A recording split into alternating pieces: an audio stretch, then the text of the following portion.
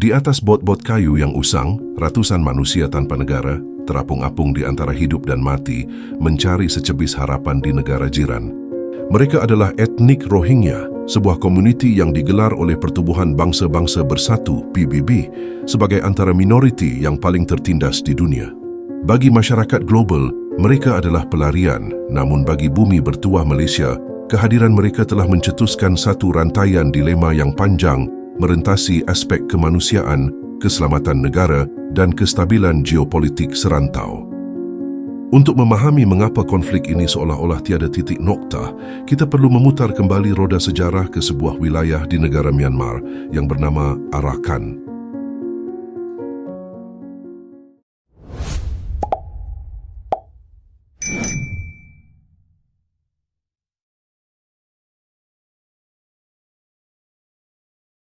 Sejarah etnik Rohingya bukanlah satu naratif yang baru bermula beberapa dekad lalu, melainkan sebuah kewujudan yang telah berakar umbi sejak berabad-abad lamanya di wilayah Arakan yang kini dikenali sebagai Negeri Rakhine di Myanmar.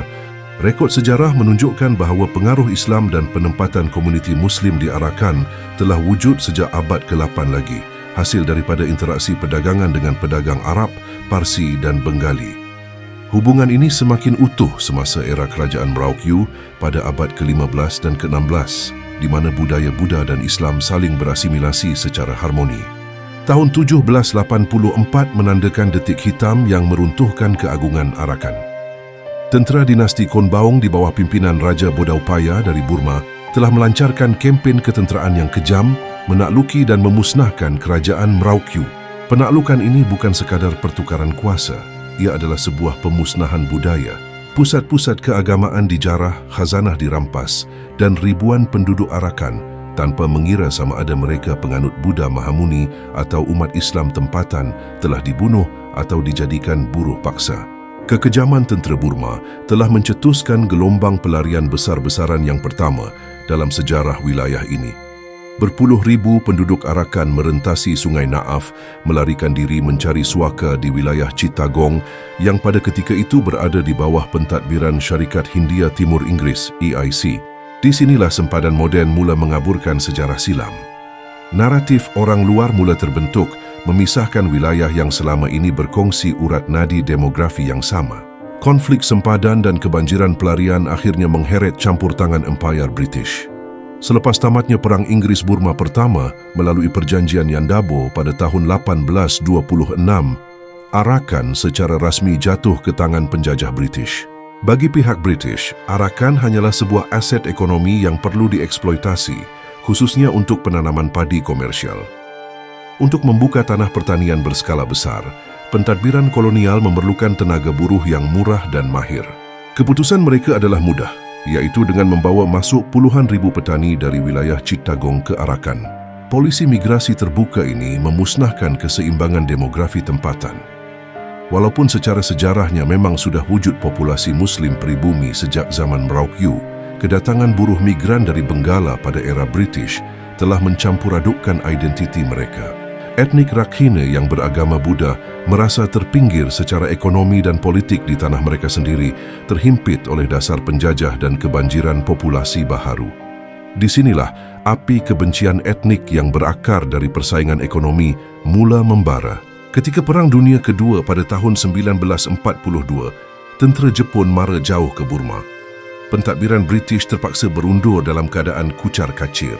Kekosongan kuasa ini telah dimanipulasi sepenuhnya oleh kedua-dua pihak Jepun dan British untuk kepentingan mereka.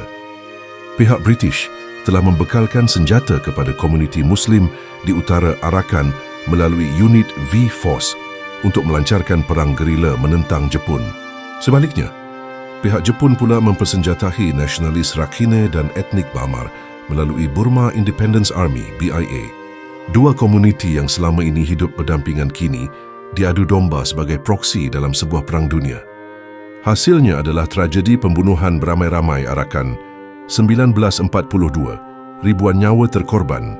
Komuniti Muslim terpaksa melarikan diri ke utara iaitu Maung Dao dan Butidaung, manakala etnik Buddha Rakhine melarikan diri ke selatan di Sittwe. Pemisahan geografi dan psikologi yang radikal ini kekal membelah wilayah Rakhine sehingga ke hari ini. Apabila Burma mencapai kemerdekaan pada tahun 1948, harapan untuk membina sebuah negara bangsa yang inklusif hancur berkecai. Walaupun pada peringkat awal kepimpinan UNO, komuniti Rohingya mendapat sedikit pengiktirafan dan perwakilan parlimen, segalanya berubah selepas rampasan kuasa tentera oleh General Ne Win pada tahun 1962. Kerajaan junta tentera melancarkan kempen terancang untuk memadamkan identiti Rohingya daripada sejarah Burma. Kempen ketenteraan seperti Operasi Naga Min pada 1978 dilancarkan atas alasan memburu pendatang asing tanpa izin, memaksa ratusan ribu etnik Rohingya melarikan diri ke Bangladesh. Kemuncak kepada pemadaman identiti ini termaktub melalui penggubalan Undang-Undang Kewarganegaraan 1982. Menerusi perundangan yang diskriminatif ini, etnik Rohingya secara rasmi tidak diiktiraf sebagai salah satu daripada 135 etnik kebangsaan Myanmar. Alasan utama yang digunakan oleh kerajaan Myanmar adalah populasi ini kononnya hanyalah pendatang Bengali yang dibawa masuk oleh British, memadamkan terus hakikat kewujudan keturunan Muslim sejak era kerajaan Merauk U. Mereka dilucutkan hak asasi manusia, dinafikan kerakyatan dan dijenamakan sebagai penceroboh. Bermula dari detik ini, etnik Rohingya secara rasmi menjadi kelompok manusia tanpa negara, stateless, yang paling teraniaya di dunia, memulakan kitaran krisis kemanusiaan maritim dan pemerdagangan manusia yang kita saksikan sehingga ke abad ini. Didorong oleh gelombang pembersihan etnik yang memuncak pada tahun 2015 dan 2017 di wilayah Rakhine, ribuan etnik Rohingya meneruskan pelayaran maut merentasi Laut Andaman menuju ke semenanjung Malaysia.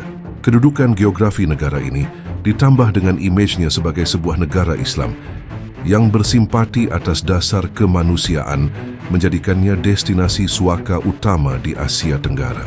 Namun penghijrahan berskala besar yang berterusan ini akhirnya mencetuskan satu krisis demografi dan geopolitik yang tidak dijangka, mengubah lanskap sosial di pelbagai kawasan bandar serta mewujudkan beban baharu kepada pentadbiran negara.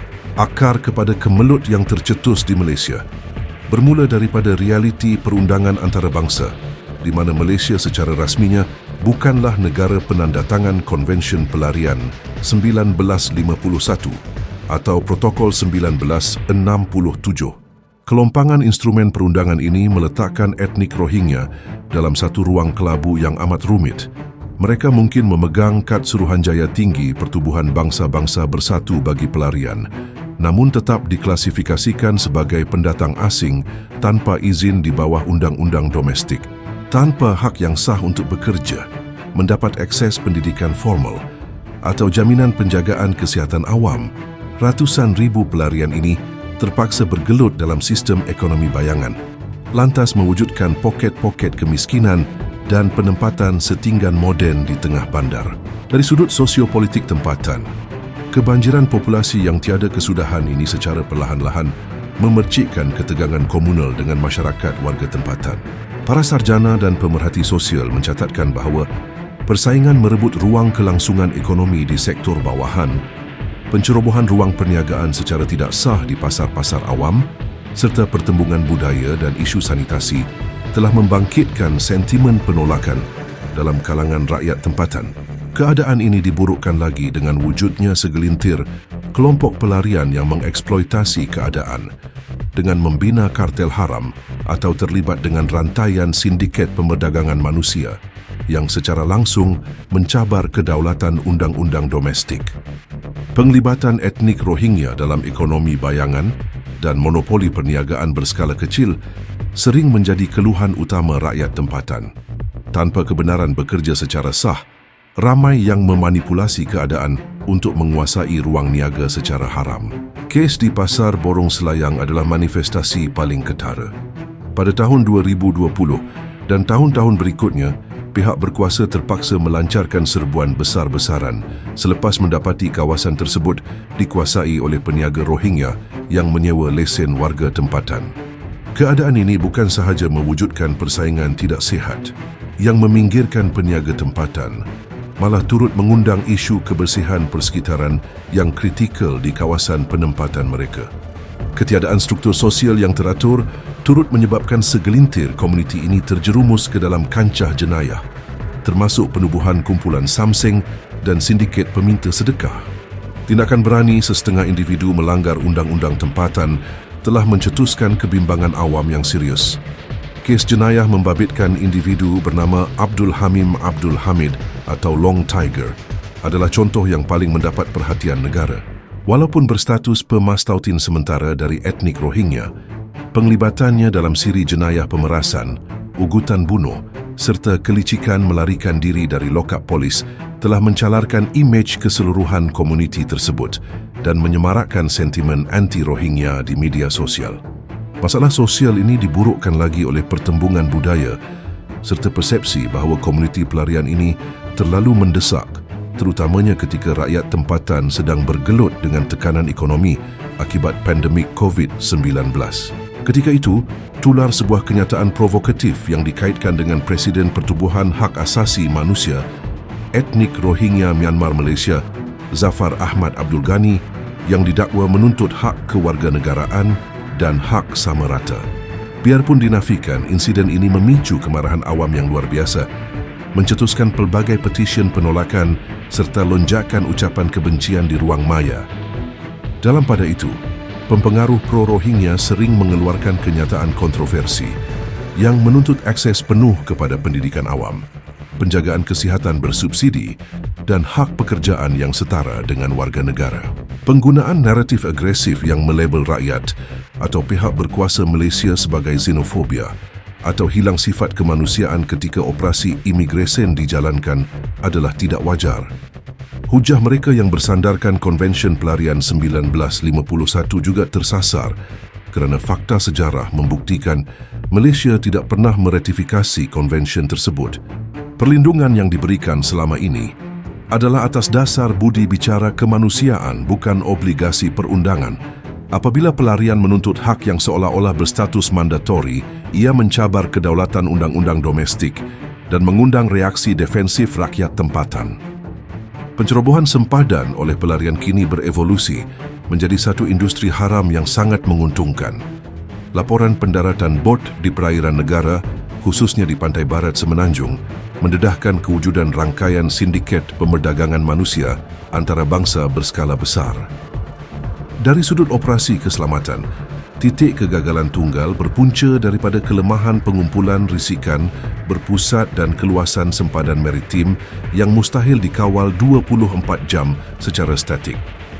Sindiket mengeksploitasi kelompangan ini, malah kadangkala melibatkan pakatan subversif dengan segelintir penguatkuasa tempatan, seperti yang didedahkan dalam tragedi kem pemerdagangan manusia di Wang Kelian pada 2015. Ini bukan lagi sekadar isu migrasi, sebaliknya ancaman langsung kepada kedaulatan negara. Penggunaan kemudahan kesihatan awam, terutamanya hospital kerajaan dan klinik kesihatan, telah menjadi titik pergeseran yang sangat kritikal. Wad bersalin dan jabatan kecemasan kerap dilaporkan mengalami kesesakan luar biasa.